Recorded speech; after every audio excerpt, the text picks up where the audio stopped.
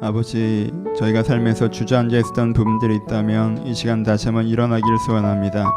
내가 포기하고 체념하고 익숙해져서 주저앉아있던 그 자리 가운데서 다시 한번 주님께 주신 그 말씀으로, 주님께 주신 그 능력으로 다시 한번 일어나 걷기를 소원합니다.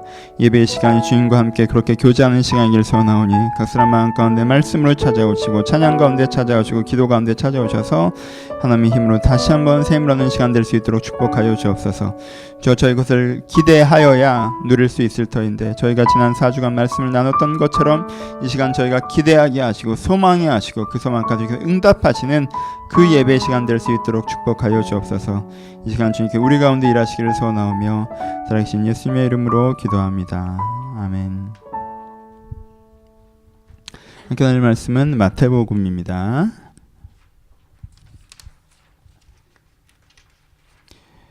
마태복음 14장 25절에서 33절 말씀, 마태복음 14장 25절에서 33절 말씀 함께 봉독하겠습니다.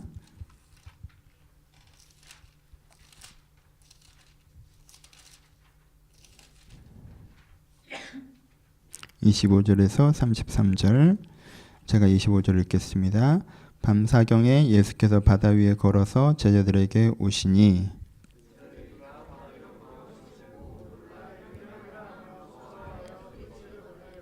예수께서 즉시 이르시되 안심하라, 나니 두려워하지 말라.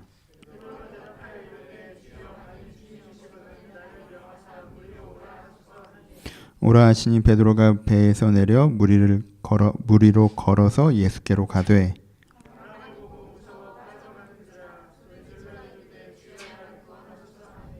예수께서 즉시 손을 내밀어 그를 붙잡으시며 이르시되 믿음이 작은 자 왜 의심하였느냐 하시고, 같이 읽겠습니다. 배에 있는 사람들이 예수께 절하며 이르되 진실로 하나님의 아들로소이다 하더라. 아멘. 안녕하세요. 오늘은 예수의 기적에 대해서 5번째 마지막 순서로 무리를 걷는 베드로의 이야기를 나누어 보려고 합니다.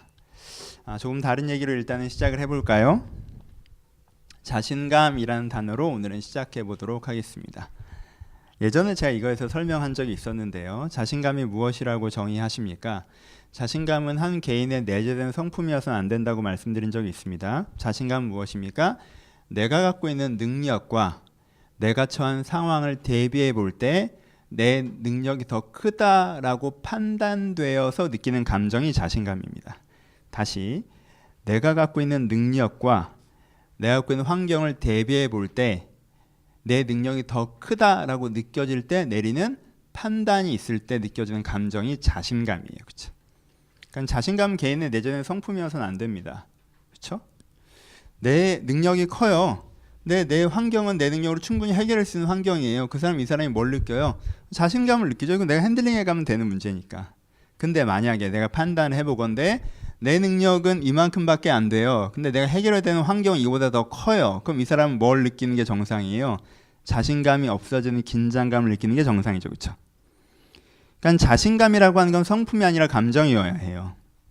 자신감 자체는 내 환경과 내 자신을 비추어서 느끼는 판단력에 지나지 않아야 합니다.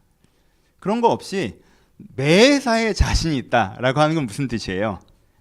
그 사람은 그냥 자기 능력치를 잴 수 있는 능력이나 환경을 파악하는 능력이 심히 떨어져서 이게 될지 안 될지 모르고 좋게 생각하는 거일 수도 있다라는 거예요. 그렇죠?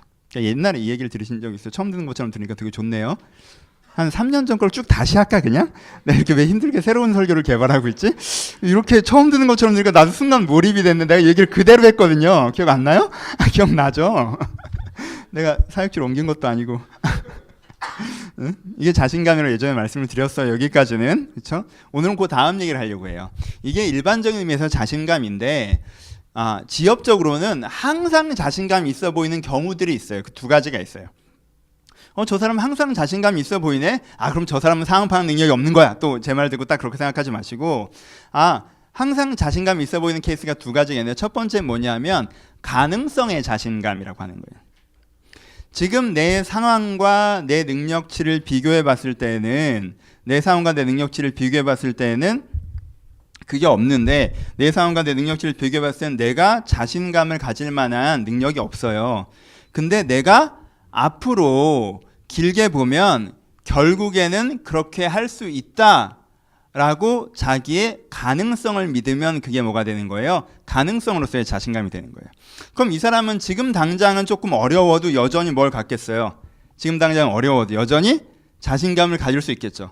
사람들이 보기엔 능력치가 작고 환경이 더 어려운데 저 사람은 자신감이 유지돼요. 이유가 뭐예요? 그 사람은 지금은 못하더라도 내가 차근차근 해나가면 어느 지점에서는 할 수 있다라고 생각하면 자신감이 유지되는 사람이 되는 거죠. 자기의 가능성을 믿는 거예요. 또 하나의 자신감은 뭐냐면 자기 수용의 자신감이에요. 자기 수용의 자신감이라는 건 뭐냐면요. 난 그걸 못 해내는 걸 알아. 난 그 정도는 못하지. 이 상황은 내가 어떻게 할 수가 없어. 하지만 꼭 이 상황을 내가 어떻게 해야 되는 거야? 난 이건 할지 못하지만 이거는 해. 그 정도면 된 거 아니야? 라고 자기를 받아들이면서 느껴지는 자신감이에요. 그래, 저건 너무 대단한 거네. 내가 어떻게 할 수 있는 게 아니네. 저건 너무 힘든 거야. 내가 이렇게 저렇게 할 수가 없어. 그래서 난 저건 못하지만 이건 하잖아. 라고 해서 자기를 받아들여지는 상태가 있기 때문에 그 자신감이 유지되는 걸 자기수용의 자신감이라고 합니다. 이 두 가지 중에 하나를 갖고 있는 사람들은 항상 자신감이 있어 보이겠죠. 웬만한 상황에서는. 그렇죠? 그건 나쁜 게 아니에요. 그건 잘못된 게 아니에요. 이 부분 여러분들이 처음 들어보신 거예요. 아시죠? 네, 이 부분이 처음 얘기하는 지난 것과에 이어서 업그레이드하고 있는 겁니다. 그렇죠? 예를 들어볼까요? 지금은 내 외모가 진짜 아니란 걸 알아요. 내가 조금만 다듬으면 근데 난 정말 괜찮아. 이런 건 뭐예요? 가능성의 자신감이죠. 축구선수 하다 요즘 방송에 나신 안정환 뭐라고 불러야 되나? 그분께서 그런 표현을 하시더라고요. 나한테 딱 내가 맘먹고 딱 3개월만 되면 난 예전에 내가 지금은 마리오지만 난 3개월 안에 테리우스로 돌아갈 수 있다. 지금 내가 이렇지만 그렇게 말씀하시더라고요. 그분 그 전성기 때를 또 기억하는 분들이 있으니까 그렇죠? 그 가능성의 자신감이죠. 지금 그냥 아저씨 다 되셨네 하지만 난 맘만 먹으면 다시 그렇게 될 수 있어 라고 하는 게 가능성으로서의 자신감이죠. 오늘은 내가 좀 이상하게 안 꾸미고 나오고 내가 요즘에 관리 좀 안 했지만 내가 한 2달만 맘먹으면 난 진짜 끝나. 이게 가능성으로서의 자신감. 자기 수용의 자신감은 그래 내가 뭐 잘생긴 얼굴은 아니지. 그래 알아. 내가 그렇게 키가 크지도 않고 몸매가 좋지도 않아. 근데 뭐 이 정도면 되게 매력 있지 않아? 이런 거. 나 되게 괜찮은데? 내가 그렇게 객관적으로 보면 뭐 그렇게 괜찮은 사람은 아니지만 이 정도면 됐지. 나 되게 내 나름대로 멋있어 라고 하는 사람. 이게 이제 자기 수용의 자신감이죠. 제가 요 두 번째. 여러분들이 보기에는 저 목사가 왜 저 얼굴로 왜 외모에 자신감 있는 표정으로 날 쳐다보지? 왜 외모에 자신감 있는 저런 말들을 하지? 라고 여러분들이 얘기하시는데 여러분 오해하시지 말 건 저는 가능성의 자신감을 갖고 있는 게 아니에요. 제가 객관적으로 제 수준이 어떤지 전 정확하게 알고 있어요. 하지만 전 저를 수용했어요. 이 정도면 괜찮죠. 제 나이에 이 정도면 나쁘지 않습니다. 머리도 그대로 있고 괜찮아요? 이게 되게 중요한 거예요. 그렇죠? 하여튼 그렇습니다. 다음 뭐 예를 좀 더 들어볼까요? 인격적으로 지금 내가 미성숙한 걸 알아. 근데 나는 이런 과정을 통해 2, 3년, 4, 5년 뒤에 난 되게 성숙한 사람이 될 거야. 이런 뭐예요? 가능성의 자신감이죠. 그게 아니라 그래 난 게을러 터지고 승질 더러워. 그래도 난 착하잖아. 이 정도면 되지 못해. 난 좋은 사람인 것 같은데? 이러면 자기 수용의 자신감. 그렇죠? 지금 내가 돈도 없고 명예도 없고 사회적 위치도 없는 거 알아. 하지만 난 마음 먹으면 언제든지 거기 갈 수 있다고 생각해. 그건 가능성의 자신감. 난 돈도 없고 명예도 없고 사회적 위치도 없어. 근데 뭐 그게 어때서? 난 이 정도가 좋은데? 난 지금 이 상태로 충분히 만족해 하면 자기 수용의 자신감. 그렇죠? 가능성의 자신감과 자기 수용의 자신감이 있어요. 이해는 되셨죠? 이 두 가지가 장점이 굉장히 많습니다. 장점 먼저 생각해 봅시다. 이 두 가지의 장점이 커요. 가능성의 자신감을 갖고 있는 사람의 장점은 뭐겠어요? 이 사람은요 스스로에게 기회를 주는 거에 익숙합니다. 그렇죠? 이게 굉장히 중요한 거죠. 가능성의 자신감이 없으시면요, 내가 좀 뭘 잘못하고 지금 상황에서 내가 그걸 할 수 없다고 하면요, 나 이거밖에 안 되는 그냥 놔버리는 경우들이 좀 생기잖아요. 근데 내가 지금은 못하지만 한 달 뒤엔 할 수 있어. 난 스스로 내가 단련하면 1년 뒤엔 할 수 있어 라고 자기 가능성을 믿는 사람은 어떻게 해요? 자기 자신에게 기회를 주는 습관이 생기잖아요. 그래서 가능성의 자신감이 중요한 거예요. 그렇죠? 되게 큰 사람에게 긍정적 영향을 줍니다. 여러분 가능성의 자신감을 많이 가지셨으면 좋겠어요.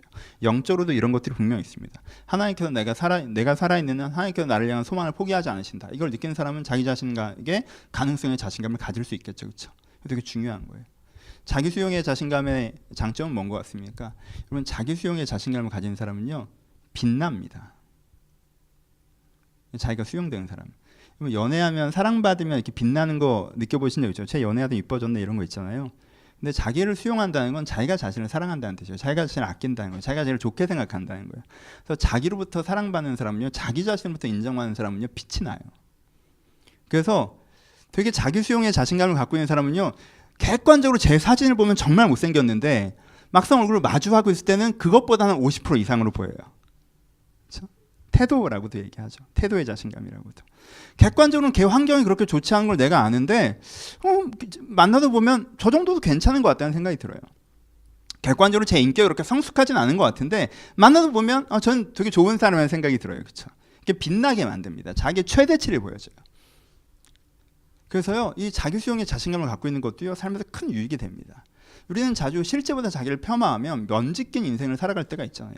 내가 괜찮은 사람인데 내 괜찮음을 모르고, 내가 의미 있는 사람인데 그 의미를 모르고 내 자신에게 먼지낀 채로 살아갈 때가 많이 있거든요. 근데 이게 자기가 수용되어 있는 사람은요, 매일매일 정말 부드러운 천으로 자기 자신을 닦는 것처럼 스스로 되게 빛나게 만든다는 거예요. 그래서요, 이 자기 수용의 자신감을 갖고 있는 사람은요, 그 실제보다 훨씬 더 좋은 사람으로 비추어집니다. 그래서 두 가지가 장점이 커요.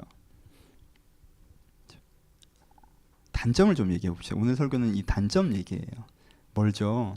네, 먼 길을 걸어왔어요. 오해하실까봐, 단점만 얘기하면 오해하실까봐. 장점이 훨씬 많은데 뭐든 그렇잖아요. 과하면 안 좋죠. 그렇죠? 과하면 안 좋죠. 뭐든 과하면 안 좋죠. 운동도 과하게 하면 관절 나가요. 그렇죠? 그러니까 뭐든 과하면, 먹을 것도 과하게 먹으면, 그 다이어트도 과하게 하면 죽어요. 그러니까 과하면 안 좋아요. 그러니까 과함에 대한 얘기를 해봅시다. 여러분, 가능성의 자신감이 과하면 어떻게 됩니까? 기만적 인간이 됩니다. 기만적 인간이라는 게 뭐예요? 스스로 속고 남도 속이는 사람이 돼요. 그걸 할 수 없는 사람인데 계속 자기가 할 수 있다라고 자기를 속인다는 거예요. 그걸 할 수 없는 사람인데 그걸 계속 할 수 있다고 타인을 속인다는 거예요. 그걸 할 수 없는 사람인데 그래서 할 수 없기 때문에 계속 안 되어져 왔는데 그 실패로부터 배우지 못하고 또 할 수 있다고 또 시도한다는 거예요. 안녕하세요에 자주 나오시죠. 8번째 사업 실패, 9번째 도전하신 아버지, 막 이런 분 있잖아요. 그렇죠? 그분에게는 뭐가 있어요? 가능성의 자신감. 난 된다라는 생각이 너무나 선명하세요. 누가 봐도 안 되는데. 그렇죠? 그게 과도하면 기만적 인격이 될 수 있습니다. 남들은 못 보지만 나는 내 안에 있는 가능성이나 역량을 알고 있기 때문에 이게 시간을 들이면 구현된다로 자신감이 나와야 되는 건데 그게 아니라 무조건 된다고 생각해야지 안 된다고 생각하면 더 안 돼 이런 식으로 가 있으면 그게 기만적인 인격이 되기 때문에 스스로 속고 다른 사람을 속이고 그리고 그렇게 그런 태도로 말미암아 나타나는 반복적 실패의 책임을 같이 져야 하는 사람들, 가족들, 가까운 사람에게 피해를 줄 수가 있어요. 그래서 가능성의 자신감이 무조건 좋다라는 건 큰 오해십니다. 두 번째, 자기 수용의 자신감도 그렇죠. 내가 나를 수용하는 것의 자신감의 문제는 이게 또 과하면 문제가 되냐 하면 미숙한 상태로 개인이 남아있을 수 있습니다. 문제가 있어요. 좀 더 괜찮은 사람이 돼야 돼요. 그리고 괜찮은 사람이 될 수 있고요. 근데 너무 자기가 지금 수용돼 있어요. 현재 상태도 너무 닦아놨어. 그래서 왜 내가 어때서 태도가 그냥 머리를 감으면 더 괜찮을 것 같은데 그걸 다 태도로 극복을 하니까 머리를 좀 이렇게 다듬으면 더 이뻐질 수 있는데 굳이 그걸 다 태도로 극복할 필요는 없잖아요. 근데 이제는 하지 않고 내가 할 수 있는 것들을 하지 않고 내 태도로만 내 인격에 대해서도 내가 좀 더 성숙한 사람이 될 수 있고 내 사회적 추구에 대해서도 내가 좀 더 그것들을 이뤄내야 되는 부분들이 있는데 내가 거기로 나아가지 않고 괜찮아 이 정도면 난 괜찮아 라고 자기를 수용해버리면 스스로를 미숙한 상태로 방치할 수 있습니다. 그래서 자기 성장을 스스로 저해하는 사람이 될 수도 있어요. 근데 과하면 안 좋아요. 근데 현대사회에서는요 되게 이 가능성의 자신감과 자기 수용의 자신감을 되게 많이 가르칩니다. 그렇죠? 이게 나쁜 건 아닌데 문제가 될 때가 있어요. 너무 너를 수용하도록 있는 그대로 나를 받아들이도록 그게 그 사람의 완고함이 되는 경우들이 존재합니다. 왜 난 괜찮은데? 뭐 그거 꼭 알아야 되나? 뭐 꼭 그렇게 바뀌어야 돼? 난 지금 좋아 하고 하면 누구도 이 사람 속으로 들어갈 수가 없어요. 그렇죠? 내가 괜찮다는데 뭐. 그렇잖아요? 완고함. 그래서 그 사람 미숙하게 남아있게 만듭니다. 내가 할 수 있어. 그 사람 그거 못하는 거예요. 그거 도움 받아야 돼요. 고쳐야 돼요. 변화돼야 됩니다. 근데 내가 할 수 있어. 내가 할 수 있어. 내가 할 수 있어. 그래서요, 그 부분에 주어져야 되는 도움을 요청하기를 거절하고 완고하게 자기가 했던 방식과 자기 태도와 자기 힘으로만 그것들을 하려고 할 때 결국 그 사람의 기회들이 상실되는 것들이 있다는 거예요. 여러분, 현대에서는요, 딱 봤을 때 자신감 있는 사람 좋아합니다. 멋있다고 생각해요. 자신감 없으면 뭔가 좀 태도에 문제가 있고 미성숙하다고 생각해요. 자신감 있는 사람을 되게 좋아해요. 자신감 있어야 한다고 생각합니다. 근데요, 객관적으로 상황 판단이 안 되는 자신감은 진짜 자신감이 아니죠. 이건 사람들이 배우는 자신감이 이거예요. 자기 수용의 자신감. 이게 어때서? 라고 하든가, 아니면은 가능성의 자신감. 난 할 수 있어! 라고 얘기하든가. 하지만 두 개가 좋긴 한데, 여러분, 좋아요. 이게 되게 좋아요. 근데 이게 여러분들 망칠 수도 있다는 것도 염두를 하셔야 돼요. 뭐든 과하면 안 좋은 부분들을 염두해야 우리가 잘 쓸 수 있잖아요. 그렇죠? 어떤 사람들은 이게 환상의 조합을 갖고 있습니다. 어떤 조합이에요? 일반적인 삶의 태도에서는요, 내가 다 할 수 있는 것처럼 막 해요. 내가 할 수 있어. 내가 할 수 있어. 내 가능성을 되게 믿습니다. 이렇게 하면 되지 뭐. 되게 막 쉽게 얘기해요. 이렇게 하면 되고 저렇게 하면 되는 거 아니야? 그렇게 하지 뭐. 내가 잘 안 됐어요. 그러면 뭐 이 정도도 괜찮지 뭐. 이래버리면요, 한 걸음도 앞으로 걸어갈 수가 없어요. 자기 스스로 그 자신감으로 그 자리에 묶여 있게 됩니다. 지난 5주간 전 이 어떤 면에서의 자신감의 문제에 대해서 설교했다고 생각합니다. 하나님을 여러분의 삶을 초대하지 못하게 하는 여러분들의 그 자신감. 내가 할 수 있다는 생각, 이 정도면 됐지라는 생각. 우리가 그것을 넘어서야 하나님 우리의 삶 가운데 일하실 수 있지 않겠습니까? 내가 이 정도로 됐다고 하는 순간 하나님은 내 삶 밖으로 쫓겨나게 되는 것이며, 내가 할 수 있다고 생각하는 순간 하나님은 내 삶 밖으로 밀려나게 되는 것입니다. 내가 이 정도면 되지 않고 더 돼야 되는 영역들을 바라볼 때 하나님께서 그 영역 가운데 일하실 수 있으며, 그 영역을 내 힘으로 해낼 수 없다는 걸 인정할 때 하나님께서 나를 도와 그것을 이루어지게 하실 수 있다는 것입니다. 그래서 자신감은 좋은 것이나 여러분 인생의 50%에는 자신감을 사용하셔야 되나, 나머지 50%에서는 그 자신감을 내려놓으시고 하나님을 그것으로 초대하는 것들이 그 결정들을 일과하는데 필요합니다. 오늘 본문으로 좀 들어가 봅시다. 오늘 본문에는 무리를 걷는 베드로 이야기가 나오고 있습니다. 저는 개인적으로 성경에서 베풀어진 많은 기적과 이적, 또 예수님의 능력 중에 제일 쓸데없는 능력 중에 하나가 무리를 걷는 능력이라고 생각합니다. 그렇지 않습니까? 전 제게 병자를 고치는 능력이 있으면 되게 좋을 것 같아요. 얼마나 좋습니까? 여러분들의 병을 제가 치유하고. 좋을 것 같아요. 죽은 사람 살아나게 하는 거 되게 좋을 것 같습니다. 그렇죠? 그런 능력은 되게 좋아요. 귀신을 쫓아내는 것도 도움이 좀 될 것 같아요. 그렇죠? 가끔 그런 일들이 있으니까. 근데 정말 쓸데없는 능력 중에 하나가 무리를 걷는 거라고 저는 생각합니다. 저는 다리로 건너는 게 좋을 것 같습니다. 왜요? 무리를 건너면 걸어서 가야 되잖아요. 저는 보통은 물을 차로 건너거든요. 여러분 그러지 않으세요? 한강대교가 있는데 거기까지 차 갖고 갔다가 거기서 세워놓고 거기 옆에서 물로 걸어간 다음에 버스 타고 집에 가시겠어요? 아니잖아요. 무리를 걷는 건 하등 쓸모가 없어요. 제 생각에. 제일 마음에 안 드는 능력이에요. 그리고 막상 그 능력을 주신다고 해도 별로 테스트해보고 싶지 않다는 생각이 들어요. 하늘을 나는 능력을 만약에 준 건 너무 내 만화적인 사고방식인가? 모르겠는데 하늘을 나는 능력을 준다고 하는 건 확인해보기가 쉽잖아요. 이렇게 내가 한번 이렇게 뛰어보면 되잖아. 이게 뛰었다가 다시 떨어지면 난 아직 이 능력이 없구나 라고 해야 되잖아요. 물을 걷는 능력을 파악하려면 어떻게 해야 돼요? 들어가 봐야 될 거 아니에요. 그거 안 되면 어쩔 거야.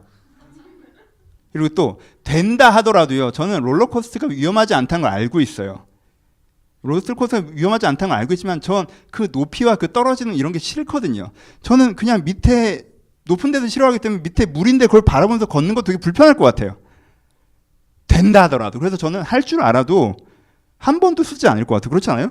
막 신기하게. 그리고 괜히 그런 거 걸어서 건너면 또 방송에 나오고 또 조명되고, 나는 목사인데 내 안에 많은 장점들이 있는데 난 물을 걷는 사람으로 규정되고, 그러고 돈 벌기 시작하면 또 그 맛을 들이고 여기저기 걸어다니고 돈 받고 그럼 내 인생에 별로 안 좋은 영향일 것 같지 않아요? 나만 그런가? 전 그랬어요. 저는 이거 읽으면서 그랬어요. 어릴 때 이렇게 읽으면서 되게 쇼맨십에 가득한 기적의 순간이다. 풍랑을 잔잔케 하시면 되게 그렇지만 예수님이 굳이 거기를 걸어서 풍랑 올 줄 알았을 거 아니에요. 근데 굳이 애들 보내놓고 막 걸어서 오면 베드로가 더 웃기잖아요. 예수님 저도 걷고 싶어요. 그래서 너 걷고 둘이 막 걷고 좋아하고 아니 그게 뭐 영혼에 무슨 도움이 되고 뭐 아니 그렇잖아요. 풍랑을 잠잠케 하는 이 사람 인생에 큰 도움이 되는 것 같고 병자를 고치는 건 이 사람 근데 이 기적은 되게 약간 저는 기적을 이런 식으로 즐거움을 위해서 사용해도 되나? 하나님이 주신 이 은사를 이렇게 자기 즐거움을 와 나 물이 걸었다 뭐 이런 거에 별거 없잖아요. 되게 그래서 저는 되게 별로였는데 나만 그랬구나 미안해요. 그래요. 좋으시겠어요. 믿음이 좋으시고 아무도 좋으셔서 난 그냥 그랬는데 물을 걷는 거 아무도 동의 안 하네. 끝까지 아니 이거 하나님 저에게 한 번이라도 주님 저에게 물 위를 걷는 능력을 주세요 이런 사람 없잖아. 다 똑같은 입장이면서 그래. 재미는 있겠네요. 우리가 다 함께 걸을 수 있으면 그렇죠? 다 함께 걸을 수 있으면 장점이 전 딱 하네요. 난지 공원 캠핑장에 사람이 너무 많을 때 한강 쪽에 나아가서 구워 먹을 수 있다는 거 정도인 것 같아요. 네, 별로 큰 장점도 아니네요. 그러니까 이 기적이야말로 의미가 되게 중요해요. 그렇죠? 이 기적이야말로 의미를 안 느끼면요 성경에서 가장 아무 느낌 없는 기적이에요. 와 베드로가 물 위를 걸었구나 너무 감사하다 이런 느낌 있어요? 없잖아요. 이 물 위를 걷는 기적이야말로 의미가 묵상되지 않으면요 아무런 감흥이 없는 기적이에요. 근데 성경에서 어떤 기적이 기록될 때는 왜 기록됐다고 했어요? 역사적으로 그 일이 실제로 어떤 팩트인 거는 확실하나 그 팩트를 어떤 팩트를 선택해서 기록할 때는요 그 팩트가 갖고 있는 의미 때문이라고 했습니다. 그렇죠?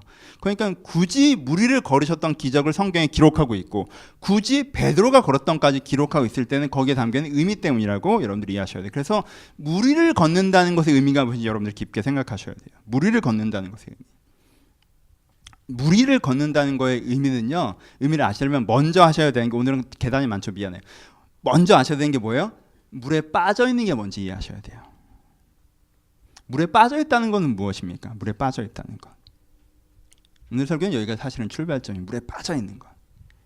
물에 빠져 있는 건 뭐예요? 첫 번째는 허우적거린다는 뜻이에요. 여러분 사람은요. 보행하는 동물입니다. 보행하는 동물이란 게 뭐예요? 인간의 다리라고 하는 건 여러분들이 다리가 있으니까 앞으로 이동할 수 있다고 생각하죠? 아니에요. 다리와 함께 뭐가 있어야 앞으로 이동할 수 있어요? 단단한 바닥이 있어야 앞으로 이동할 수 있습니다. 인간은 단단한 바닥을 가지고 있을 때에만 자기의 다리를 사용해서 앞으로 이동할 수 있는 존재입니다. 단단한 바닥이 여기 있기 때문에 이 바닥을 딛고 한 발을 디딜 수가 있는 거예요. 이 바닥을 딛지 못하면 다음 발을 디딜 수가 없습니다. 우리는 계속 단단한 바닥을 반복해서 디드는 행동을 통해서 앞으로 전진합니다. 근데 물에 빠져 있다는 건 뭐예요? 이 단단한 바닥이 없다라는 뜻이에요. 그래서 나는 디디려고 다리를 뻗는데 어떻게 하는 거예요? 발이 허공에서 돌고 있는 것과 같은 효과가 나타나기 시작하는 거예요. 그렇죠? 내가 또 디디려고 해봐야 또 허공에서 돌고 그래서 허우적거리게 되는 거예요. 그렇죠? 이게 물에 빠져 있는 삶의 첫 번째 특징이에요. 물에 빠져있는 삶의 두 번째 특징은 뭐예요? 아주 간단한 거죠. 숨을 쉴 수가 없다는 거예요. 물속에 사는 존재들은요. 물속에서도 그 숨을 쉬는 것을 유지해낼 수 있기 때문에 물을 살 수 있는 거예요. 그런데 우리는 밖에서 숨을 쉴 수 있으나 물속에서 숨을 쉴 수 없습니다. 여러분 우리가 두 다리로 걸어가요. 그러면 물속에 쫙 가라앉아서 맨 바닥에 딱 닿아서 걸어가면 걸어갈 수 있잖아요. 근데 그때 생기는 문제는 뭐예요? 호흡을 할 수가 없다는 거죠. 그렇게 내려가서 걷다가는 호흡이 불가능해진다는 거예요. 여러분들이 바닥이 디뎌서 걷고 있긴 하지만 그 걸음이 유지되기 위해서는 여기에 공기가 필요해요. 지속적인 생기가 유지되기 때문에 여러분들이 걸을 수가 있는 거예요. 여러분 공기가 없다고 합시다. 여러분들 걸을 때 얼마나 걸을 수 있을 것 같아요? 그렇죠? 인간이라고 하는 존재는요. 지속적인 생기가 공급될 때만 자기의 생명력을 유지하면서 자기 활동을 지속할 수 있는 존재예요. 지속적인 공급이 있어야 된다는 거예요. 근데 물속에서는 그게 어떻게 돼요? 그게 끊어지는 상황이 물속의 삶이에요. 좀 더 길게. 그러면 물속에 빠져 있다는 건 다른 표현으로 조금 더 의미적으로 가면 물속의 삶을 얘기합니다. 물속의 삶은 무엇을 얘기합니까? 세상에 빠져서 사는 삶을 표현할 때 물속의 삶이라고 성경은 표현하고 있어요. 세상에 빠져서 사는 특징이 뭐라는 거예요? 세상에 빠져서 살아가면 첫 번째 뭐가 없어요? 뭐가 맞는지 잘 모르겠는 허우적거림 우리의 특징 중에 하나라는 거예요. 이런 직장을 갖는 게 좋은 거야? 라고 해서 그 직장을 가지면 되는 건가 했는데 그 돼도 잘 모르겠어요.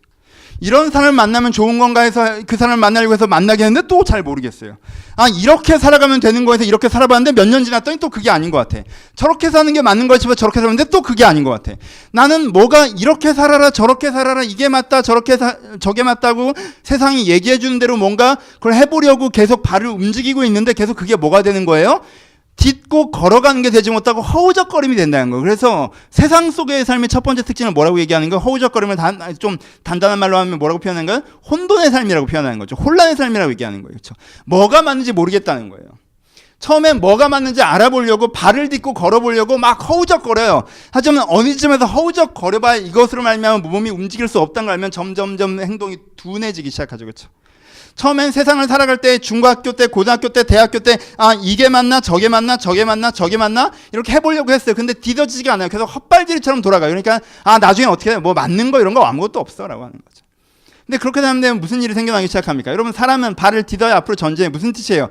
이게 맞다라는 최종적 전제가 있어야 그 전제를 기반으로 그러면 이렇게 해야겠구나 그러면 저렇게 해야겠구나 그러면 이렇게 해야겠구나 그 다음 강론이 생겨난다는 거예요. 최종적 기준이 있어요. 그 기준을 말미암아 방향성이라는 게 만들어지는데 이 사람의 기준은 없거나 잘못되어 있기 때문에 그 기준이 때로 바뀌기 때문에 계속 허우적거리는 상태가 되는 거예요. 그래서 그게 맞다고 생각할 때 여러분 물속에 빠져도 발을 걷잖아요. 사람이 내가 한 발을 디딜 줄 알고 냈잖아요. 내가 이 사람이면 좀 괜찮나 이 돈이면 좀 괜찮나 이 직업이면 좀 괜찮나 이런 취미면 좀 괜찮나 이런 나이가 되면 괜찮나로 계속 걷잖아요. 하지만 안 되죠. 이게 물속에 빠져 사는 삶, 세상에 빠져 사는 삶, 혼돈의 삶의 특징. 이게 반복되면 어떻게 되는 줄 알아요? 어느 점에서 되게 무기력해지죠. 뭐가 맞다고 해도 어떻게 해야 된다고 해도 뭐 잘 모르겠다 난 그런 상태가 되죠. 또 하나의 특징은 뭐예요? 세상에 빠져 살아가면 세상은 여러분들에게 지속적으로 생기를 공급하지 않는다는 거죠. 여러분 그런 상상해 본 적 있어요? 그런 느낌 가져본 적 있어요? 내가 그래도 어릴 때 집안에 부모의 사랑 가운데 살아갈 때 내가 그래도 학생 때 친구들 간의 사랑 가운데 살아갈 때는 괜찮았던 것 같은데 사회에 나오기 시작하면서 점점점 숨 막힌다는 생각 들어본 적 없어요? 점점점 숨이 막혀서 내가 뭔가 숨을 참고 있는 듯한 느낌 들어본 적 없어요? 뭔가 어릴 때 학교에서는 그래도 나를 아껴주는 사람이 있었고 나를 지지해주는 사람이 있었고 나를 돌아봐주는 사람이 있었는데 그리고 그들이 나를 위하는 마음이 있었는데 나와 함께하는 마음이 있었는데 여기서는 사실은 나한테 무관심하고 나를 평가하고 나를 이용하려는 시선들만 우리 가운데 접할 때 사회는 나에 대해서 생계를 공급하지 않는다는 걸 느낄 때 그 사회에 오래 있을수록 숨 막히는 느낌을 경험해 보신 적이 없으십니까? 내가 겨우 친한 친구 만나서 숨 좀 쉬는 거고 내가 겨우 내가 사랑하는 애인 만나서 숨 좀 쉬는 거고 다시 내가 숨을 참는 기분으로 이 사회 속에 들어가서 그 속에서는 내가 견디는 그 속에서는 생기를 공급해 주지 않으니까 점점점 오히려 내 생기가 떨어져 가니까 세상에 빠져서 사는 삶이죠. 그 정도의 사랑하는 가족이나 친구 정도의 산소 마스크조차 없다면 질식할 것 같아요.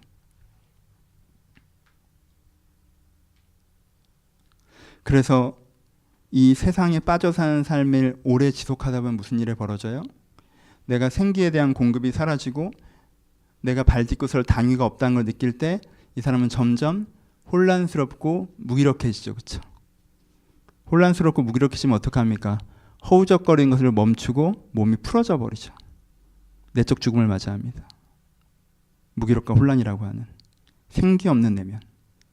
세상은 원래 아무것도 아니야. 사는 건 그저 버티는 거야. 그냥 살아있으니까 참는 것뿐이야. 물속의 삶을 삶이라고 규정하는 내적 죽음의 상태를 경험하죠. 그리고 그 다음에는 물결이 치는 대로 자기의 몸을 내버려 두죠. 세상이 흘러가는 대로 떠다니죠. 살아있으나 죽은 시체와 같은 생활이 시작되죠. 이게 뭐예요? 물속의 삶. 이게 물속의 삶. 왜 물 위를 걷는 게 중요한지 아시겠습니까? 우리는 물속의 삶을 살아가기 때문에 그래요. 세상이라고 하는 바다는요, 거기에 내가 빠져들어갔을 때 단단하게 발을 디딜 수 있는 전제, 진리가 없고 내가 지속적으로 사랑할 수 있는 공급, 사랑이 없어요. 진리와 사랑이 없는 세상에 우리는 빠져서 살아갑니다. 우리는 뭐가 필요해요? 거기서 건져지는 게 필요해요. 물 위를 걷는 게 필요합니다. 그럼 이미 답은 나왔네요. 가장 중요한 설명이 이루어졌어요. 그럼 물 위를 걷는 삶은 어떤 삶일까요? 물 위를 걷는 삶은, 물 위를 걷는 삶은요, 첫 번째, 세상에서 완전 빠져나간 걸 얘기하지 않아요? 땅 위를 걷는 사람은 죽은 다음에 천국이라고 생각해 봅시다. 그건 그 다음 문제고, 아직 어디 있어요? 물 가운데 있죠. 우리는 아직 물 가운데 있어요. 하지만 물 속에 빠져 사는 것이 아니라 물 위를 걷습니다. 물 위를 걷는 삶은 뭐예요? 내가 이 세상 가운데 사나, 이 세상 가운데 살지만 이것이 진리이다라고 내가 확실히 안고 있는 단단한 바닥을 갖고 있는 거예요. 그렇죠?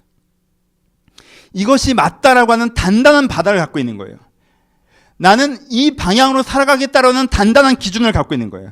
이것이 맞기 때문에 나는 이 방향을 향하여서 이렇게 살아갈 것이다. 세상이 뭐라고 하건 세상이 어찌 되건 상관없이 이 단단한 바닥, 어떤 무엇이 나에게 닥쳐와도 사라지지 않는 그 명확한 바닥을 갖고 있는 것, 이것이 물 위를 걷는 삶의 첫 번째예요. 그렇죠? 다른 사람은 거기가 물속이라고 얘기하는데 발이 빠져버리는데 내 발은 빠지지 않아요. 나는 단단한 기준과 전제가 있으니까. 그렇죠? 그 다음에 걷는다는 것이 무엇입니까? 내가 그 단단한 기준과 전제를 가지고 내가 행동에 나갈 때에 거기에 뭐가 있어요? 생기의 공급이 있다는 거죠. 생기의 공급. 이 설교들을 해왔습니다. 내가 이것을 걸어갈 때 어떻게 걸어가야 되냐, 어떤 길로 걸어야 되느냐 헷갈릴 때 눈을 뜨게 하시는 인도하심이 있고요. 내가 그것을 계속 걸어가기 힘이 들 때 나에게 세임 주시는 은혜, 능력 주심이 있고요. 내가 그렇게 걸어갈 때 앞이 막혀있는 환경과 어려움이 있다면 그 환경과 어려움을 잠잠케 하시는 하나님의 개입하심이 있고요. 그게 뭐예요? 하나님의 생기죠. 나를 깨닫게 하시는, 나에게 세임 주시는, 내 앞길을 여시는 그 하나님의 생기가 내 그 단단한 기준을 향해서 걸어갈 수 있게 하는 것. 이게 물 위를 걷는 삶입니다. 하나님이 우리를 물 위를 걸을 수 있게 하신다고 하시죠. 하나님께서 우리 가운데 진리를 가르치시고 내가 어떻게 살아야겠구나 단단한 전제를 가르치시고 그 가르쳐서 그 길을 따라가고자 하는 우리에게 어떻게 길을 걸어가야 될지 지혜를 주시며 그 길을 걸어갈 수 있는 능력을 허락하시고 그 능력을 갖고 걸어갈 때 하나님께서 환경들을 열어가시는 것, 그것이 물 위를 걷는 삶이라고 우리가 이야기하고 있습니다. 그래서 오늘의 기적이 이제까지 했던 4번의 설교의 결론의 설교가 되는 것입니다. 여러분 어떠십니까? 물 위를 걷고 싶지 않으십니까? 여러분 물 위를 걷고 싶지 않으십니까? 물속에 빠져 있으면서 다들 이러고 사는데 뭐 이만하면 괜찮지라고 자기만족을 스스로 속이고 있지 않습니까? 물속에 빠져 살고 있으면서 내가 뭘 어떻게 하면 될 거야? 내가 이걸 저렇게 하면 될 거야? 내가 재정적으로, 내가 관계적으로, 내가 사회적으로 이 부분은 내가 이룰 것이고 그러면 모든 게 해결될 거야? 그렇게 생각하고 있지는 않으십니까? 그렇게 여전히 허우적대고 있지는 않으세요? 그거 해봐야 잘 안 됐던 거 기억하시면서. 그러면 여기서 여러분들이 물 밖에서 물 위로 걷는 삶을 꿈꾸셔야 합니다. 내가 물속에 빠져 사는 삶을 살고 있다면 내가 이 물속에 빠져 사는 삶에서 벗어나 물 위를 걷는 삶이 우리의 기대가 되어야 됩니다. 저는 진심으로 다른 어떤 기적보다 물 위를 걷는 기적을 원합니다. 하나님 내가 물 위를 걷게 하소서. 내 발이 다시 세상으로 빠져들지 않게 하시고 세상의 물결이 다 다시 나를 숨막히게 내 숨을 막아서지 못하게 하시고 내가 세상의 물에 빠져 허우적거리지 않게 하시고 내가 무엇이 맞는지 잊지 않고 내가 그 맞음을 향해서 걸어갈 때 하나님께 주신 능력과 은혜로 그 길을 걸어갈 수 있는 이 물 위를 걷는 은혜를 나에게 허락하여 달라고. 전 물 위를 걷기를 가장 간절히 원합니다. 그럼 어떻게 해야 물 위를 걸 수 있을까? 이 얘기는 저희가 5주 동안 반복합니다. 가장 먼저 어떻게 해야 우리가 물 위를 걸 수 있을까요? 베드로에게 배우십시오. 물 위를 걷고자 하셔야 합니다. 물을 걷고자 하셔야 됩니다. 숨 오래 참는 법을 배우지 마시고 세상에서 나한테 아무것도 안 해줘도 난 괜찮아. 숨 오래 참는 법을 배우지 마시고 물 위를 걷고자 하셔야 돼요. 여러분 소망이 첫 단계입니다. 여러분, 눈먼 자도 보고자 해야 되고요. 걷지 못한 자도 걷고자 해야 되고요. 38년 된 중풍병자가 낫고자 해야 되고요. 이 풍랑이 일어날 때 잠잠하길 바라야 되는 것입니다. 이 소망이 가장 먼저입니다. 그렇게 되기를 바라보는 것이 필요합니다. 그렇게 되기를 바라는 것이 필요해요. 하나님, 내가 정말 이것이 낫고자 합니다. 하나님, 내가 보고자 합니다. 내가 다시 한번 걷고자 합니다. 내가 치유받기를 원합니다. 내 삶에 잠잠해지길 바랍니다. 라는 소망이 가장 먼저 필요해요. 내가 소망 자체를 버리고 이 정도도 괜찮아라고 하는 순간 내 인생의 가능성이 소멸되는 거예요. 여러분, 그 자신감이 가능성을 죽인다는 걸 기억하셔야 됩니다. 여러분, 내 가능성을 여러분들의 자신감이 죽이는 거 얼마나 아이러니한 일입니까? 내가 자신감 갖고 하면 더 잘 될 것 같죠? 아니요. 그 자신감 때문에 안 되는 거예요. 소망을 가져야 돼요. 이 정도 괜찮지 않아요. 더 잘 될 수 있어요. 하나님께서 나를 물 밖에 걷게 하셔야 되는 겁니다. 하나님, 물 위를 걷고 싶습니다. 베드로가 얼마나 멋있습니까? 걷고 싶어 해야 돼요. 다른 사람들은 예수님이니까 걷는 거겠지 뭐라고 하고 있을 그때, 성경에 나와 있는 거니까 그렇게 되는 거겠지 하고 있을 그때, 다윗 솔로몬 그런 사람들이나 그렇게 사는 거지라고 하는 그때, 여러분의 성경에 아무런 위인들을 봐도 그건 다윗이잖아요, 그건 솔로몬이잖아요, 그건 바울이잖아요 라고 하고는 그때 이 베드로는 예수가 걸으니 나도 걸을 수 있지 않겠나라고 했어요. 나도 걷고 싶다라고 했어요. 여러분, 이것이 필요해요. 걷고자 하셔야 됩니다. 나도 그렇게 되고 싶다. 두 번째, 무엇이 필요합니까? 두 번째, 하나님이 여러분들의 대안이셔야 됩니다. 반복적으로 얘기하죠. 하나님이 여러분들의 대안이셔야 돼요. 오늘의 표현으로 얘기하면 하나님께 시선을 돌리셔야 됩니다. 우리가 이따가 시선을 찬양할 텐데, 내 시선을 주님께 돌리고 나를 바라보는 것에서 눈을 들어 하나님께 시선을 돌리는 거예요. 여러분, 베드로는요, 그 바람과 풍랑을 볼 때 다시 물속으로 빠져들어갔어요. 이게 무슨 뜻입니까? 여러분, 세상을 바라보면서 세상은 지금 이러네, 이 세상을 바라보면 내가 지금 이렇게 해야 되네, 지금 나댈 때가 아니라 돈 모아야 되네, 내가 그냥 뭐 이것저것 생각하는 게 아니라 내가 맞춰 살아야 되네. 세상을 바라보면서 행동을 결정하면요, 거기에 주님께 일하실 수가 없어요. 세상 가운데로 빠져들어가는 거예요. 그쵸?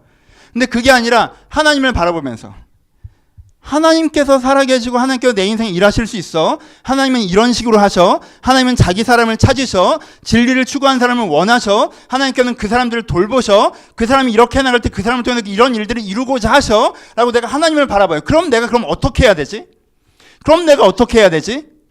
내가 세상을 바라보면서 그럼 내가 어떻게 해야 되지라고 결론을 내리는 사람에게 그 가운데 물 위를 걷는 역사가 일어날 수가 없죠. 그 사람은 물 위를 걷다가도 물속으로 다시 빠져들어갈 거예요. 베드로처럼. 그런 것이 아니라 내가 물을 보다가도 다시 한번 하나님을 바라봐서 그러면 내가 어떻게 되지? 해야 되지를 찾는 사람은 어떻게 하는 거예요? 세상으로부터 자유해져서 물 위를 걷기 시작할 수가 있는 거예요. 두 번째가 중요하죠.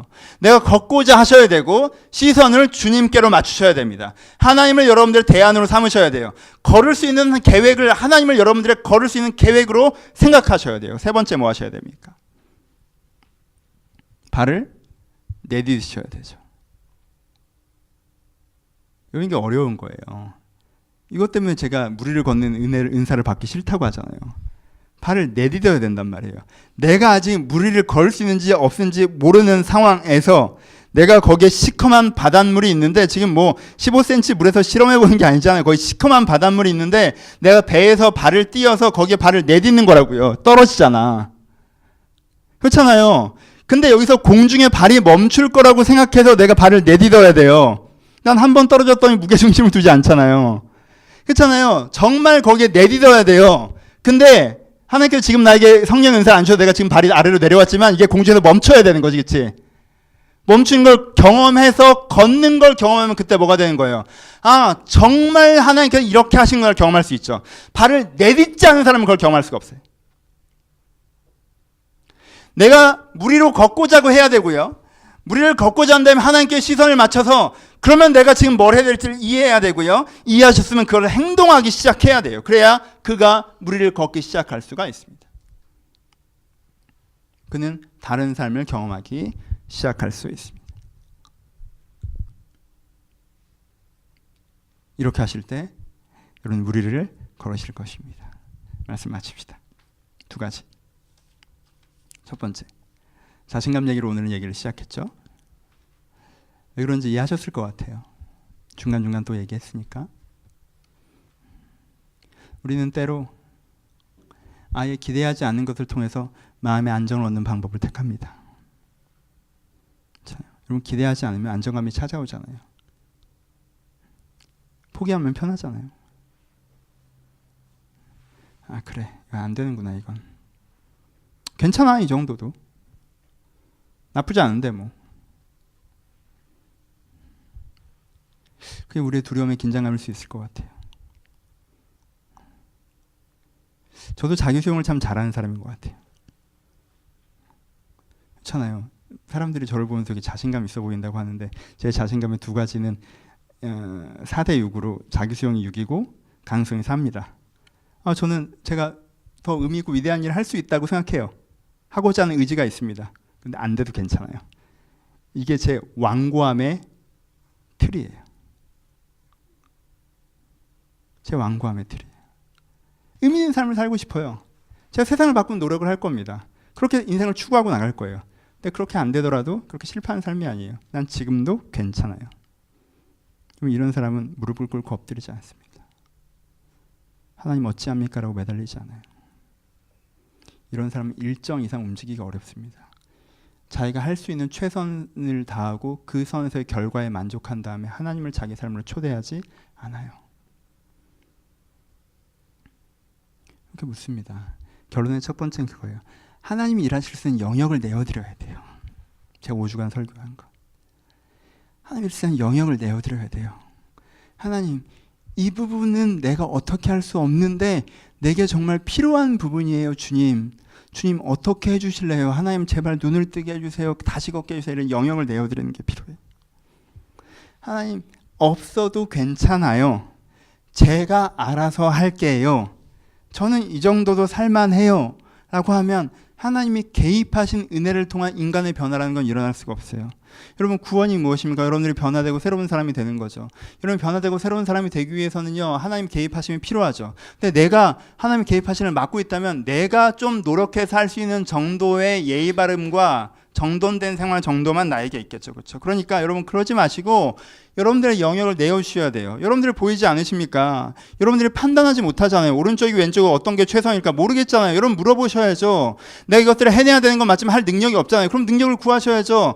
내가 이 상황에서 내가 최선을 다해도 이 이상은 어떻게 할 수 없어. 그럼 상황에서 하나님께 그 상황에 풍랑을 잠잠케 하시는 말씀드려야 되지 않겠습니까? 내가 다 할 수 있던 오만에서 깨어나서 내가 다 할 수 있는데 잘 안 되니까 쟤들이 문제라고 내가 원망한 것에서 벗어나서 그래 이 정도면 됐어 라고 체념하고 포기한 것에서 멈춰서서 내가 그 영역 가운데 하나님을 다시 한번 초대하는 부분이 필요하다는 거예요. 하나님 내 인격을 내 삶을 주님께서 바꾸어 주시옵소서라고 고백하는 것이 필요해요.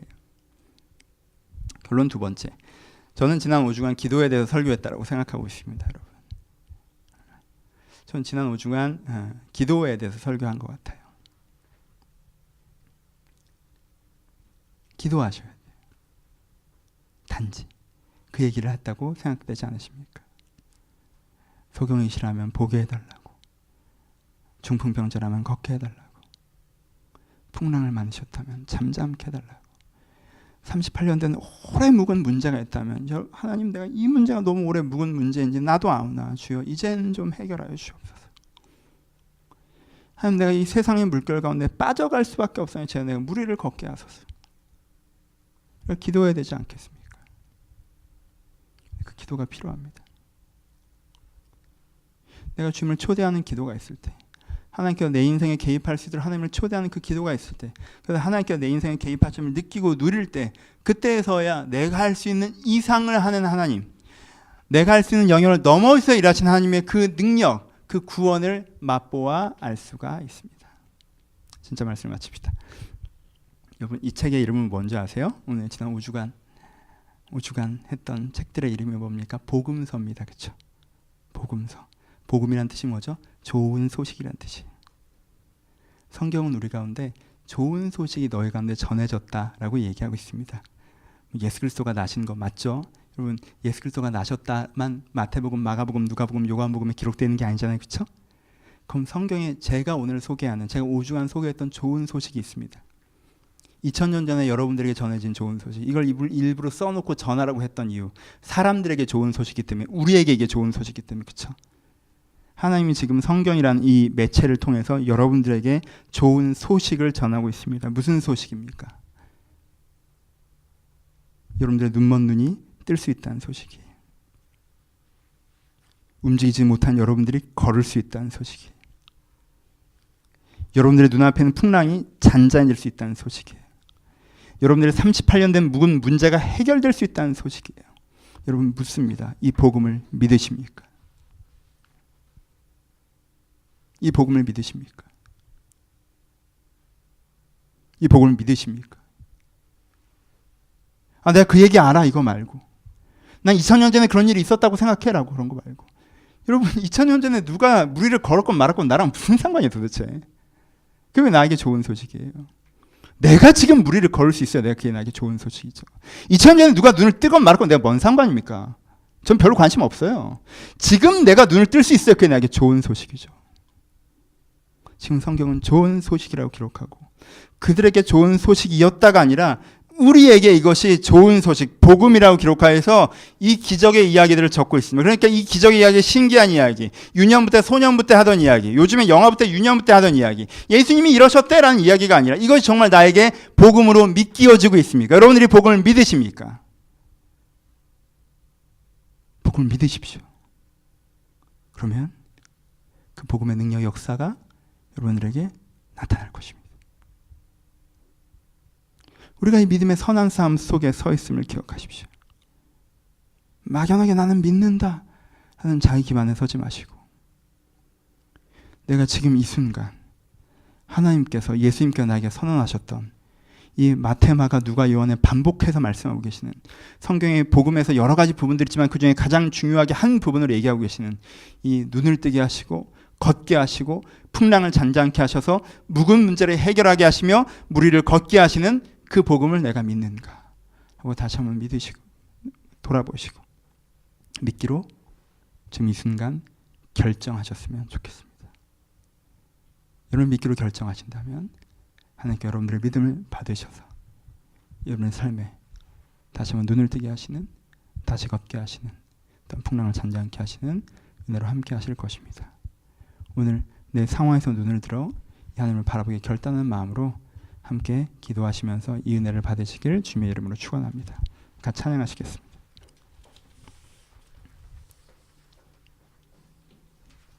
오늘 찬양했던 건 아니지만 시선이라는 찬양을 하고 싶습니다. 오늘 주보에는 없고요, 밴드에는 올라가 있으니까 가사를 모르신 분들은 핸드폰을 참조하셔도 좋을 것 같아요.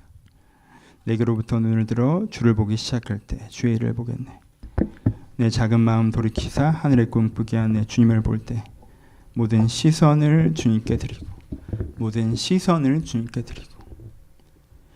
여러분들이 물을 바라보며, 세상을 바라보며 세상이 이래서 이렇게 할 수밖에 없어요 라는 논리에 서시면요, 그 논리는 누구도 못 깨요. 하나님도 못 깹니다.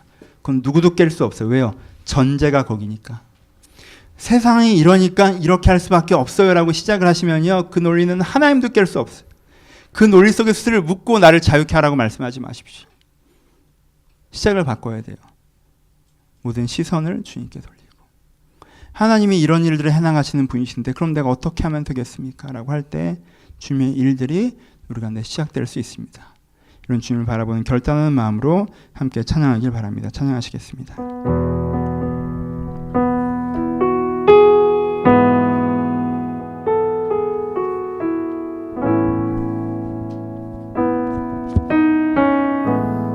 내게로부터 눈을 들어, 내게로부터 눈을 들어 주를 보기 시작할 때 주의 의를 보겠네. 내 작은 마음 돌이키사, 내 작은 마음 돌이키사 하늘에 꿈꾸게 하네. 주님을 다시 한 번 더. 내게로부터 눈을 들어, 내게로부터 눈을 들어 주를 보기 시작할 때 주의 의를 보겠네. 내 작은 마음 돌이키사, 내 작은 마음 돌이키사 하늘에 꿈꾸게 하네.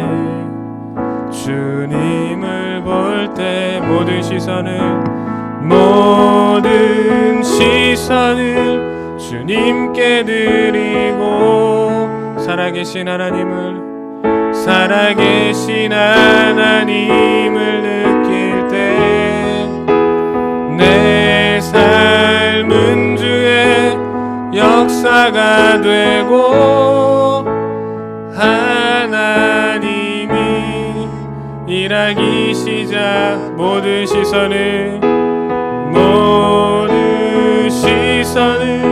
주님께 드리고 살아계신 하나님을 느낄 때 내 삶은 주의 역사가 되고 하나님이 일하기 시작하네. 성령이 나를 변화시켜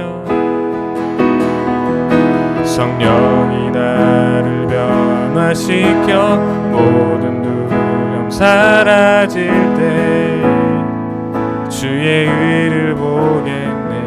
황폐한 땅 가운데서 주님만 알게 되리. 주님을 볼 때 모든 시선을 주님께 드리고 살아계신 하나님을 느낄 때 내 삶은 주의 역사가 되고 하나님이 일하기 다시 한 번 더 모든 시선을 주님께 드리고 전능하신 하나님을 느낄 때 세상은 주의 나라가 되고 하나님이 일하기 다시 한 번 더 모든 시선을 주님께 드리고 전능하신 하나님을 느낄 때 세상은 주의 나라가 되고 하나님이 일하기 시작하네. 여러분 먼저 기도하실 때 여러분들이 시선을 위해서 기도하셨으면 좋겠습니다. 지금 내 상황이 이래, 지금 내 마음이 이래, 내 관계가 이래. 여러분 거기서부터 출발을 해버리면 끝이 이미 결정이 돼 있는 거예요. 내 시선이 내 자신에게, 내 상황에 거기에 맞춰져 있으면 그 결론이 어디로 있겠습니까? 물속으로 빠져들어가는 것이지. 우리 시선을 주님께 돌립니다. 하나님, 내가 어떻게 하길 바라십니까? 내가 어떻게 되길 바라십니까? 하나님, 내 삶에서 어떤 일을 이루시길 바라십니까? 그럼 내가 지금 무엇을 시작하고 무엇을 멈춰야 합니까? 여러분, 시작을 우리가 거기로부터 잡을 때 하나님께 내 인생에 일하실 수가 있습니다. 우리 시간 결정하시길, 이 시간 간구하시길, 주님, 내 시선을 주님께 돌리길 바라오니 내가 눈을 들어 주님을 바라보게 하여 주옵소서. 내 상황 가운데 매몰되어서, 내 상황 가운데 매몰되어서 내가 하나님께 이야기하기를 멈추게 하시고 나 자신은 주님을 바라보며 이야기로 말미암아 무리를 걷는 일이 나에게 시작되게 해달라고 우리 들을 말씀에 대해 한번 같이 기도하기를 소원합니다. 기도하겠습니다. 아버지, 이들의 시선이 돌려지길 바랍니다. 아버지, 이들의 시선이 돌려지길 바랍니다. 아버지, 이들의 시선이 돌려지길 바랍니다. 내가 출발을 내 상황에서 하지 않게 하여 주옵소서. 내가 출발을 내 상황에서 하지 않게 하여 주옵소서. 이 사람들이 나에게 이렇게 했고 지금 교회의 역광과 사람들이 어떠하고 내가 어떤 문제를 가지고 있고 어떠한 일들을 잘못해왔고 어떤 일을 잘해왔고 이가 내 출발점이 되지 않게 하시며 내 출발점이 하나님이게 하여 주옵소서. 하나님이 내 삶 가운데 어떤 일을 이루려고 하시며 내가 어떤 과정선으로 다니면서 걸어가고 있어서 지금 하나님 안에서 어떤 위치에 서 있고 내가 지금 이것을 이렇게 하면 내가 이렇게 변화될 것이고 저렇게 하면 내가 저렇게 만나갈 것이라는 하나님 안에서 하나님의 시간과 내 자신을 찾게 하여 주옵소서. 하나님의 시간과 내 자신을 다시만 느끼게 하여 주옵소서. 하나님 관점에 내가 내 자신을 다시만 누리게 하여 주옵소서. 하나님을 바라보시는 그 바라보시는 가운데 내가 서 있게 하여 주옵소서. 하나님 그 시간에 내가 회복되게 하여 주옵소서. 아버지 그 시선이 우리 가운데 회복되게 하여 주옵소서. 아버지 그 마음이 우리 가운데 회복되게 하여 주옵소서. 아버지 내가 거기를 출발점으로 삼겠습니다. 아버지 내가 거기를 출발점으로 삼겠습니다. 주여 아버지 내가 거기를 출발점으로 삼겠습니다. 주님 저를 돌봐주옵소서. 하나님이 나를 금이라 계실 것 내가 출발점을 삼을 것이며 하나님께서 나를 아버지 회복할 지을 수 있는 능력이 됨을 내가 출발점을 삼을 것이며 아버지여 하나님께서 주님을 이렇게 된 것을 출발점을 삼을 것입니다. 하나님 우리를 돌보셔서 하나님 우리를 돌보셔서 우리의 시선이 출발점이 되게 하여 주옵소서. 우리가 땅을 바라보며 살아가는 것이 아니라 하늘을 바라보며 살아가게 하여 주옵소서. 내 첫 장면이 달라지게 하여 주옵소서. 내 첫 단추가 달라지게 하여 주옵소서. 내 출발이 달라지게 하여 주옵소서. 내가 눈을 들어 주님을 바라보게 하여 주옵소서. 이렇게 허우적거리며 살아가는 삶이 멈춰지기를 소원합니다. 이렇게 허우적거리고 살아가는 삶이 멈춰지기를 소원합니다. 아버지 내가 허우적거리고 있습니다. 내가 숨 막히고 있습니다. 하나님 우리를 돌보셔서 하나님 내가 허우적거리고 숨 막히고 있사오니 하나님 우리를 돌보셔서 예서 건지시는 은혜를 내게 노력하여 주옵소서. 하나님 우리 가운데 돌보셔서 주여 저희가 눈을 들어 주를 바라보며 주여 내 가운데 다시 한번 설 수 있도록 주여 저를 돌봐주옵소서. 주님 이들을 돌보시기를 소원합니다. 이들을 돌보시기를 소원합니다. 이들을 돌보시기를 기대합니다. 하나님의 내 가운데 저가 주신 저를 다시 한번 돌보시기를 소원합니다. 하나님의 성령 가운데 저를 다시 한번 돌보시기를 소원합니다. 주 아버지 아주 주님께서 이들을 그렇게 하기를 소원합니다. 주님 아주 이제 우리가 나름답게 그렇게 은혜로 살아가기를 소원합니다. 아주 주님의 역사를 나타내기를 기대하오니 아버지 우리 가운데 우리는 축복을 허락하여 주옵소서. 아주 우리 가운데 진리의 축복을 허락하여 주옵소서. 말씀의 축복을 허락하여 주옵소서. 하나님 우리는 일이 벌어지게 하여 주옵소서. 주여 일이 벌어지게 하여 주옵소서. 주여 일이 벌어지게 하여 주옵소서. 아주 눈을 들어 주를 보는 일들을 벌어지게 하여 주옵소서. 아버지 아주 제가 눈을 들어 주를 바라보는 일을 제가 다 벌어지게 하여 주옵소서. 아버지 눈을 들어 주를 찾는 일들을 벌어지게 하여 주옵소서. 아버지 눈을 들어 주를 통한 일들을 벌어지게 하여 주옵소서. 주님 우리가 함께 하셔서 아주 저희가 지금 눈을 들어 하나님을 바라보며 주변에 내가 너희의 말씀을 하는 일이 건너 벌어질 수 있도록 아주 시간 다른 것을 하는 일이 건너 다시면 이들은 눈을 뜨는 역사를 할 수 있도록 아버지를 돌보시며 행복하게 함께 하여 주옵소서. 하나님 우리를 돌봐주옵소서. 하나님 우리를 돌보시고 함께 하여 주옵소서. 하나님 그 지혜 하나님 앞에 아주 그 능력이 하나님 앞에 그 사랑이 하나님 앞에 내가 뭐지 불안해 내가 다시만 고백하게 하시고 아주 그 능력을 제가 다시만 느끼며 걸어가는 나를 수로들을 돌보시고 하여 주옵소서. 하나님 가질 것입니다. 주님께로 가질 것입니다.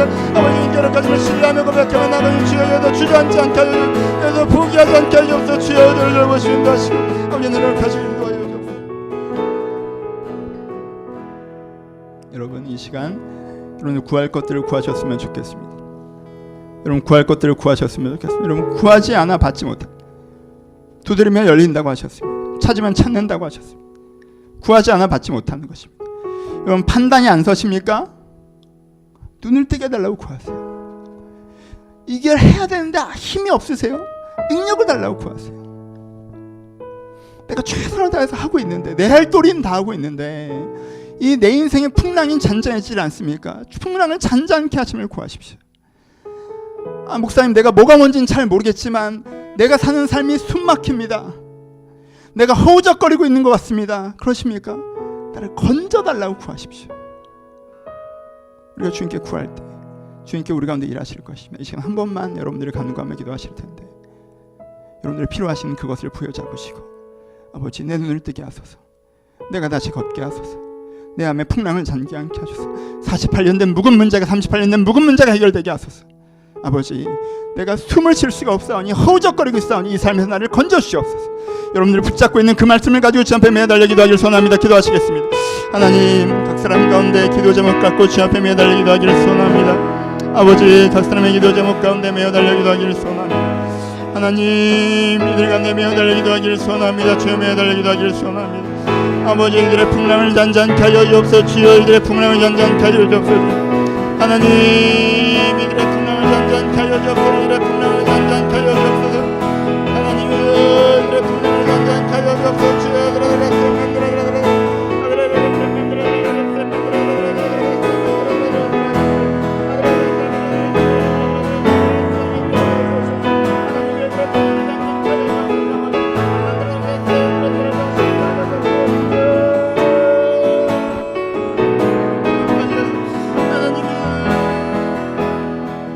가운데 이 중에 몇 분은 회개가 필요하다고 저는 생각합니다. 회개하실 분들은 회개하십시오. 여러분 이게 평가가 아니에요. 이게 정죄가 아니에요. 공격이 아니에요. 콜링이에요. 이쪽으로 넘어와. 내가 널 도울 거니까. 내 반대편에 그렇게 고집스럽게 서 있지 마. 이쪽으로 넘어와. 내가 널 도울 거니까. 회개할 분들은 회개하십시오. 주님 제가 회개합니다. 제가 회개합니다. 제가 잘못했습니다. 제가 하나님 편에 서겠습니다. 하나님의 도우심을 구하겠습니다. 하나님의 길을 따라가겠습니다. 여러분들 불신과 여러분들 죄악의 습관과 여러분 하나님 앞에서 이것 때문에 내가 하나님 반대편에 섰다고 생각하는 것이 있다면 그것을 회개하는 기도를 잠깐만 주님 앞에 드리겠습니다. 하나님 앞에 주님, 제가 회개합니다. 주님과 같은 편에 서겠습니다. 회개하는 기도로 마지막 기도를 드리도록 하겠습니다. 기도하겠습니다. 아버지, 이들을 죄에서 자유케 하여 주옵소서. 아버지, 이들을 죄에서 자유케 하여 주옵소서. 저희가 작지만 정말 간절한 진심을 가지고 기도합니다. 주여, 저희가 범죄했습니다. 주여, 저희가 범죄했습니다. 아버지, 주님, 제가 하나님의 반대편에 서서 주님의 도움을 구했습니다. 아버지, 주여, 제가 하나님의 같은 편에 서겠습니다. 아버지, 용서해 주신다고 말씀하시면서 회개를 명하시는 것을 압니다. 나를 부르시는 회개에 명하시는 것을 압니다. 나를 정죄하심이 아니라 나를 공격하심이 아니라 나를 부르시는 회개심을 제가 압니다. 제가 회개합니다. 주님, 저희가 회개합니다. 우리의 범죄함을 회개합니다. 아버지, 제가 하나님과 같은 편에 서겠습니다. 제가 하나님의 편에 서겠습니다. 제가 하나님과 같은 편에 서겠습니다. 하나님, 나를 도우시옵소서. 내가 하나님과 같이 걷겠습니다. 내가 하나님 반대편에 섰던 것들을 용서하시고, 내가 내 즐거움 때문에, 내 두려움 때문에 내 하나님 반대편에 섰던 것들을 용서하시고, 내가 세상에 눈이 멀어 하나님 반대편에 섰던 것들을 용서하시고, 지금 내가 하나님과 같은 편에 서기로 결정하오니, 내가 하나님과 같은 편에 서기로 결정하오니, 주여 나를 용서하시고, 주여 나를 용서하시고, 하나님의 인도하심 가운데 주의 이루건이 이루어질 수 있도록 축복하여 주옵소서. 하나님, 내가 하나님과 같은 편에 서겠사오니, 내가 회개하오니 주여 나를 용서하셔서 자유케 하셔서 주님의 사람으로 주님의 길을 갈 수 있도록 축복하여 주옵소서. 주님, 이들에게 내려놓게 주옵소서. 아버지, 이들 가운데 내려놓게 주옵소서. 이들 가운데 내려놓게 주옵소서. 죄에서 자유해진 역사의 이들 가운데 수 있도록 주님께 도우십니다. 모든 시선을 주님께 드리고 찬양합니다.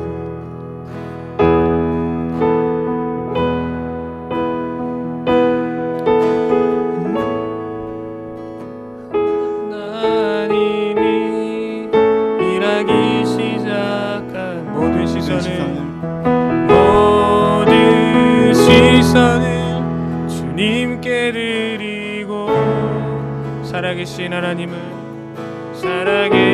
하나님을 느낄 때 내 삶은 주의 역사가 되고, 하나님이 일하기 시작. 모든 시선을 주님께 드리고, 살아계신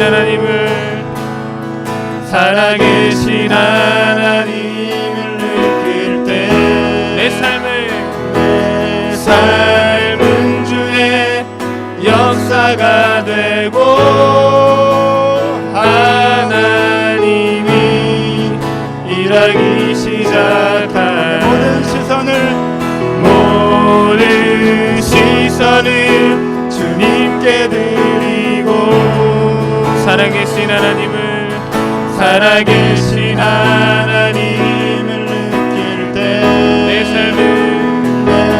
삶은 주의 역사가 되고, 하나님이 일하기 시작한.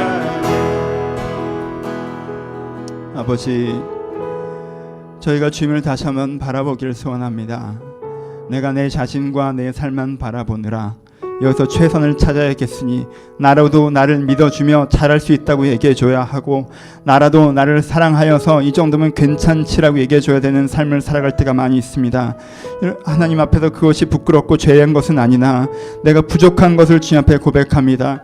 내가 이제 내 이 현재에서 시선을 주님께 돌리기를 소원합니다. 주님께 돌리고 내 안에 부족을 채우시며 내 안에 나약을 바꾸시고, 나를 무지하고 나약하고 연약한 우리 가운데 하나님께 다시 한번 일하심을 기대하며 나아가게 하여 주옵소서. 무지한 나를 다시 한번 가르치는 그 하나님, 무능한 나에게 다시 한번 세임 주시는 그 하나님, 세상 앞에서는 나약할 수밖에 없는 내 자신에게 길을 여시는 그 하나님, 저희가 그 하나님을 붙잡고 내 무지와 무능과 나약에서 살아계신 전지전능하신 하나님을 붙잡고 나간 자가 될 수 있도록 아버지, 우리의 시선을 바꾸어 주옵소서. 아버지, 내가 주님의 편에 같은 편에 서기를 소원합니다.